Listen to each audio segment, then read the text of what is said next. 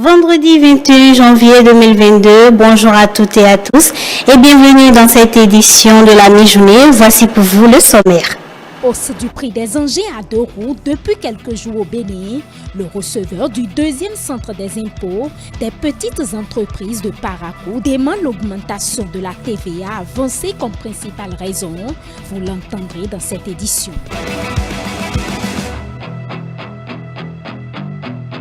Les propriétaires et gérants de bars érigés aux alentours du stade de l'Amitié sont sommés de libérer l'espace avant le 31 mars 2022.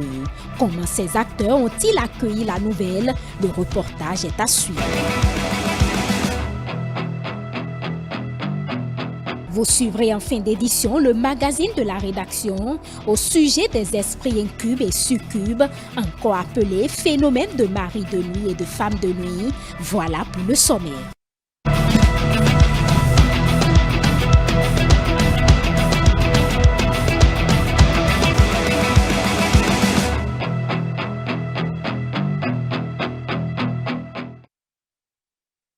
Bienvenue à toutes et à tous. Depuis quelques semaines, le prix des engins neufs à 2 roues est en nette flambée dans la ville de Parakou. Les revendeurs expliquent que cette situation est due à l'augmentation de la TVA. Dans ce reportage de Balilatou Sero Bagri et de Maké Kakpo, le receveur du deuxième centre des impôts, des petites et moyennes entreprises apportent un éclairage qui dément l'information répandue dans l'opinion. Suivez. Le prix des engins à 2 roues monte. C'est le constat fait dans la cité des Kobourou. Selon certains vendeurs rencontrés, cette hausse serait due à l'application du nouveau Code général des impôts. De décembre jusqu'à janvier, là, on avait vendu les motos, voilà, c'est trop bon. Mais à partir de l'affaire de TVA, là, ça a tout bousculé. La moto qui est à 450 000 est allée jusqu'à 540 000. Vraiment, les consommateurs voient que c'est trop. Maintenant, ce qu'elle est montée, ça fait 2 semaines aujourd'hui, on n'est pas vendre. C'est ça, on a assis, gardé, massé ne vient pas, quelqu'un va venir, regarde, il va retourner. Les commentaires autour de ce nouveau code des impôts font le chou gras du public et des réseaux sociaux. À en croire le service des impôts, cette hausse des prix n'a rien à voir avec le nouveau code. La plupart des impôts, des taxes qui sont là, c'est des trucs qui existaient. Ça existait, rien n'a changé, à part quelques réajustements que nous avons eu à faire, sinon que rien n'a changé. Je ne crois pas que c'est la refonte du code qui va entraîner une surenchère dans la vie. Si les gens le font, c'est que les gens veulent en abuser. Et je crois que peut-être les dispositions seront prises par le gouvernement pour mettre fin à cela. Si réellement l'augmentation du prix des motos est due à la taxe sur valeur ajoutée du nouveau Code général des impôts, les taxis-motos se voient déjà dans un avenir plus compliqué. La personne achète la moto à 400 000 et il nous demande de faire le travail payé à 600 000 ou bien à 650 000. Maintenant, le TVA a augmenté le prix des motos. Donc ça veut dire qu'on fera le travail payé à 850 ou bien à 900 000. Donc vraiment, ce ne serait pas facile. Tout est augmenté. Les prix sont augmentés. Et c'est pas bien. Peut-être que c'est les taxes qui sont augmentées. C'est pour cela que les prix des motos sont augmentés. Et c'est pas bon. Il n'y a qu'à revoir les taxes et diminuer les taxes. Et le prix des motos n'a qu'à diminuer. Il importe qu'une campagne de sensibilisation à la base soit menée par le service des impôts afin de dissiper les craintes des populations. Dans les jours prochains, la Direction générale est en train de prendre des dispositions afin qu'il y ait une large communication autour du nouveau Code général des impôts. Nous avons beaucoup expliqué aux gens et cela va les aider quand même à dissiper un peu les craintes et à les apaiser. Sinon que, de façon générale, la refonte du code n'a pas un impact qui puisse quand même amener à ce qu'on dise qu'il y aura la surenchère. Nullement pas. Le receveur du deuxième centre des impôts des petites entreprises de Parakou invite donc la population béninoise à la sérénité. Les propriétaires et gérants de bars installés aux alentours du stade de l'Amitié de Cotonou sont sommés de libérer les lieux avant le 31 mars 2022. Comment occupants et sites et usagers ont-ils accueilli cette décision de l'Office de gestion des stades du Bénin? Élément de réponse dans ce reportage de Jeannot Dopéon et Bonaventure Loyon, présenté par Diane Christelle Onyoudje. Boutiques, bars, maquis, restaurants et autres, ces points de vente érigés aux alentours du stade de l'Amitié Générale Mathieu Kérékou doivent être libérés au plus tard le 31 mars 2022. Passé cette date, ils seront rasés. Cette décision de l'Office de gestion des stades du Bénin, OGSB, a été prise en vue de la mise en œuvre d'un projet important du programme d'action du gouvernement PAG. Un projet de construction d'un pôle commercial sur les lieux. Occupants et clients s'inquiètent. Cette décision, ça joue beaucoup sur les propriétaires, surtout les propriétaires du bar et au restaurant ici.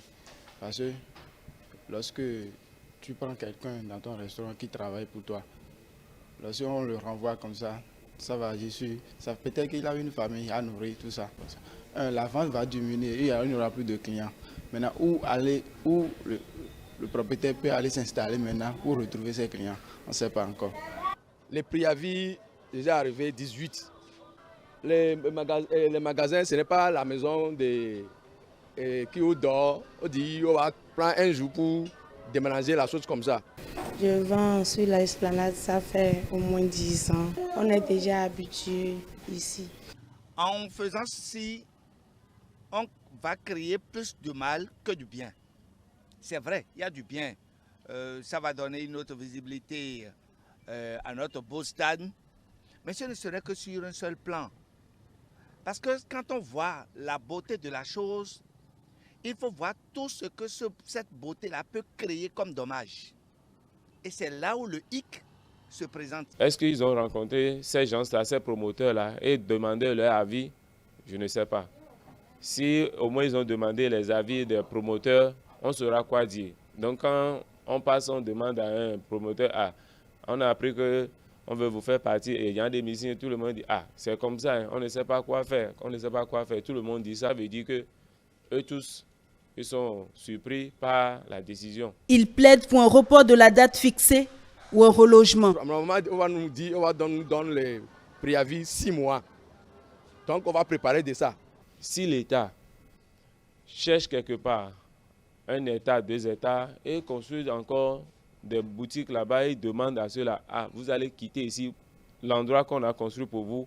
On n'a pas créé cet endroit et puis on veut faire partir les gens. Si on peut leur donner encore un peu plus de temps pour s'organiser éventuellement, je parle des vies qui seront là à sauver. Je plaide l'indulgence du gouvernement pour qu'il leur laisse encore un peu plus de temps. Jusqu'à la fin d'année. Au moins s'il peut donner cette année. Donc lui-même de voir comment il va nous améliorer pour diminuer, donc dans les délais encore pour voir comment on va arranger notre dégagement. Et les gens qui font les boissons, trop de boissons là, ils peuvent dégager certains là, mais côté manger tout ça là, ils peuvent laisser certains là pour rester par rapport à nous les sportifs. L'annonce de la démolition des boutiques et bars installés le long du stade de l'Amitié dans les mois à venir a été perçue comme un coup dur pour ces acteurs. Ils ont à présent le regard tourné vers les autorités compétentes. On parle cette fois-ci de la dissolution du Conseil national du dialogue social, CNDS, une décision gouvernementale. Nous vous invitons à suivre les appréciations de quelques syndicalistes à cet effet.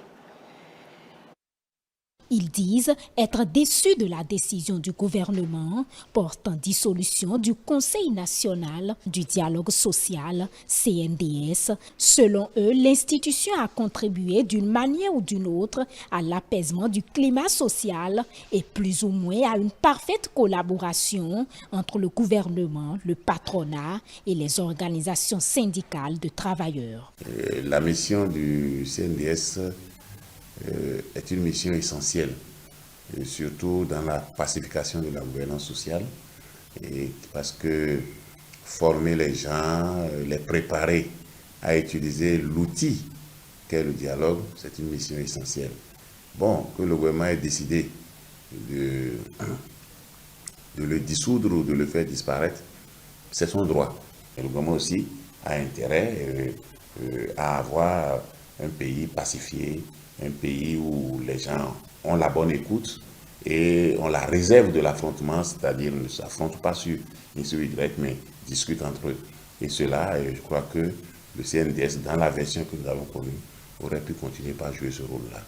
Mais nous avons l'obligation quand même d'avoir à l'esprit que cette mission-là, il faut bien trouver les moyens de la confier à un autre organe. Désormais, c'est à la Commission nationale de concertation, de consultation et de négociation collective de veiller à l'apaisement du climat social. Les responsables des centrales syndicales craignent tout simplement que la mission de renforcement de capacité d'intervention des différents organes et structures en vue d'un dialogue constructif et productif dévolu au CNDS ne soit prise en compte par la Commission. Le CNDS n'est pas un organe de négociation. C'est un organe de renforcement des capacités et d'accompagnement des acteurs sociaux. Et de ce point de vue-là, je ne crois pas que la commission qui est en place puisse jouer ce rôle. Mais je crois que les acteurs vont très rapidement se retrouver pour essayer, disons, de récupérer cette mission et de trouver les moyens de faire prospérer cette mission avec ou sans le CNDS. Il faut que le gouvernement aussi se rende compte qu'on a besoin d'encadrer, de former, de renforcer les capacités et surtout de démocratiser le dialogue social. Voir les organisations syndicales de travailleurs davantage associées au dialogue social, c'est le désir ardent du secrétaire général adjoint de l'Union nationale des syndicats de travailleurs du Bénin. On souhaite que si une telle commission est créée, que ce soit une commission assez large en termes de composition et que même les organisations non représentatives puissent quand même adhérer à cette commission-là. Par le dialogue social, on peut anticiper et empêcher des conflits dans le pays. Les conflits même entre les travailleurs, les conflits entre les travailleurs et le gouvernement ou les conflits entre l'employeur et les employés. Donc c'est à cela que j'invite nos dirigeants à être regardants et pour que nous ayons vraiment la paix.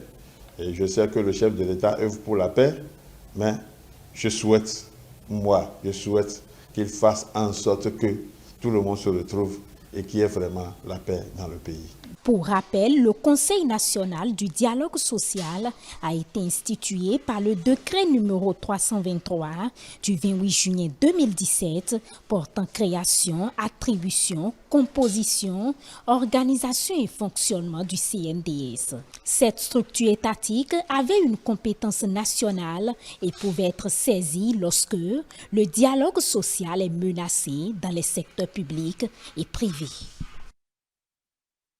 Cette édition se poursuit, clôture ce jeudi, de la deuxième session ordinaire de la Haute Autorité de l'audiovisuel et de la communication au titre de l'année 2021. Le président de l'institution et ses collaborateurs se disent satisfaits des résultats obtenus. Reportage.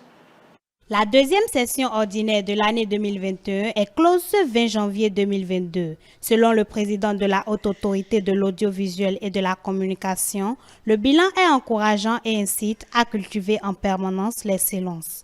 Au cours de cette session, il a présenté le premier rapport d'étude et les décisions prises. L'attribution de nouvelles fréquences de radiodiffusion sonore à une quarantaine de promoteurs privés. La délivrance d'agréments d'équipements terminaux dans le cadre de la TNT à 3 sociétés. La composition du premier multiplex et le positionnement des éditeurs, toujours dans le cadre de la TNT. La sélection d'une 60aine d'exploitants de sites internet fournissant des services de communication audiovisuelle et de presse écrite destinée au public. L'actualisation de la liste des journaux et écrits périodiques ayant une existence légale, faisant ainsi passer de 93 à 112 les journaux et écrits périodiques dans notre pays. Au regard de toutes ces actions, nous pouvons dire que la HAC est parfaitement en phase avec les mutations technologiques et travaille constamment à sa modernisation. Puisque cette clôture intervient en début d'année où les échanges de vœux sont les bienvenus, il formule de nouveau ses meilleurs vœux et invite les hommes des médias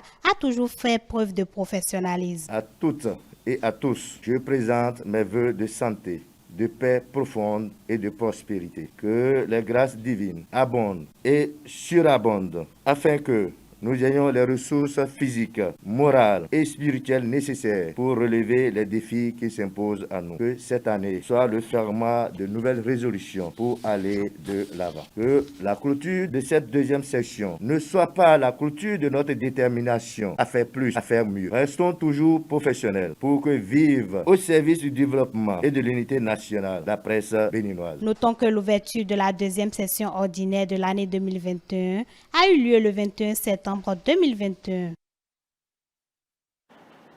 Comment s'y prendre quand on se trouve confronté aux problèmes de mari ou de femme de nuit? Nous vous invitons à suivre ce magazine qui renseigne sur les manifestations, conséquences et traitements de ce phénomène.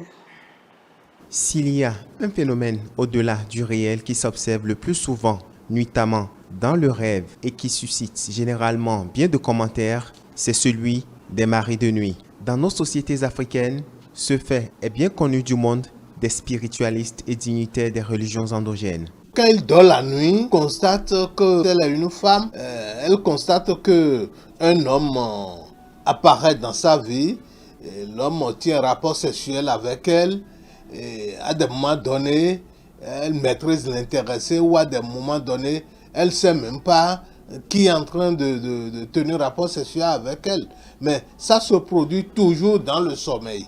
Parfois même c'est du viol, en quelque sorte du viol. L'esprit force cette personne-là à aller en intimité avec elle. Dès qu'il fait jour, le lendemain, cette personne-là sent déjà au niveau de, soit si c'est un homme, c'est qu'il a joui, soit si c'est une femme, c'est qu'elle a joui, elle constate qu'il a du sperme réellement au niveau autour de son appareil génital. Les facteurs liés à ce phénomène dans la manifestation de la vie d'une personne se justifient par plusieurs caractéristiques.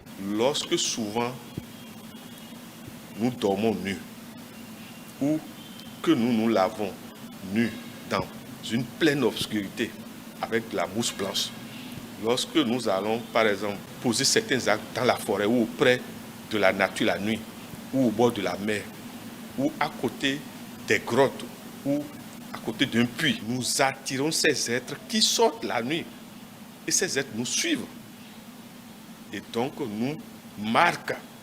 Un homme ou une femme qui est souvent noctambule. Noctambule, c'est pas qu'il va travailler et revient, non.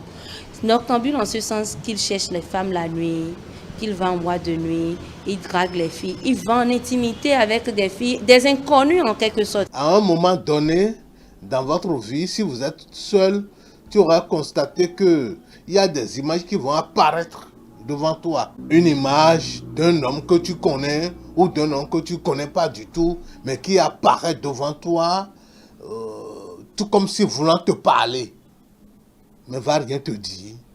Soit l'image apparaît, c'est un homme ou c'est une femme, il va commencer par sourire, et puis quand il finit de sourire, il disparaît. Et comme ça, tu sauras que tu as un problème de mari de nuit. Sous autre forme, il faut quelqu'un d'autre pour faire cette lecture en vous. Et ça se fait souvent sur les yeux des intéressés et sur le corps. Si vous avez un problème de mari, un initié qui t'observe, qui te regarde comme ça, voit apparaître en toi une autre image. C'est-à-dire, tu changes de physionomie. Aux initiés de savoir automatiquement que celui-là, il a un problème de mari de nuit. Problèmes sentimentaux, professionnels et même économiques, voilà autant de répercussions constatées de cette possession dans la vie d'une personne naturelle, selon les initiés. Difficile de se marier, difficile d'avoir une vie normale, difficile d'avoir une famille. de vivre dans une famille et avoir des enfants. C'est très difficile. Tu peux travailler nuit et jour, l'argent que tu vas trouver, ça ne te servirait à rien. Peut-être une fille très belle, comme une fée, mais n'importe comment, tu n'auras jamais un mari. Sur le plan social, c'est que arrivé quelque part, vous êtes aimé d'un seul coup, mais à un moment donné, vous êtes rejeté par tout le monde. En ce qui concerne la vie spirituelle de l'intéressé, chaque homme est né avec un pouvoir donné. Il y a le pouvoir de la parole, il y a le pouvoir de l'acte. Alors, si c'est comme ça dans votre vie et que c'est provoqué par la sorcellerie, vous devez comprendre que tous ces pouvoirs sont anéantis en vous. La cohabitation avec ces esprits étant un véritable blocage aussi bien spirituel que physique pour l'homme que pour la femme, il est impérieux de respecter certains interdits. Pour éviter les dangers, il faut que, premièrement, ils doivent apporter des habits rouges. Éviter d'aller nager. Ils doivent éviter les querelles, les bagarres. Ils doivent éviter les balades nocturnes. Le fait de crier la nuit. Ils doivent éviter de se laver avec du savon tardivement la nuit. Sur une autre dimension, les hommes de Dieu voient autrement la situation. Il faut plutôt, selon eux, renfermer sa foi, préconise-t-il. Donc la première chose d'abord, le soubassement d'une foi solide, c'est enlever la peur de sa vie. Deuxième chose, lorsque de façon régulière, on voit ces phénomènes, disons, au-delà de la compréhension, c'est de s'en remettre chaque fois à Dieu. Parce que Dieu, c'est lui l'auteur de nos vies et c'est lui qui veille sur nous. La bonne conduite dans la société, le respect des principes de la nature et l'honnêteté envers soi dans la crainte de Dieu peuvent vous mettre à l'abri de ce phénomène, conseillent les spiritualistes. Et c'est sur cet élément de Aziz Adam Souley que prend fin ce journal. Merci de nous avoir suivis. Vous pouvez également nous suivre sur l'ensemble de nos plateformes digitales, notre site internet, le www.etelebenin.com, notre page Facebook, ETélé en direct, notre compte Twitter, ETélé Live, notre chaîne YouTube, ETélé Bénin et sur nos applications iOS et Android, ETélé Bénin. Portez-vous bien.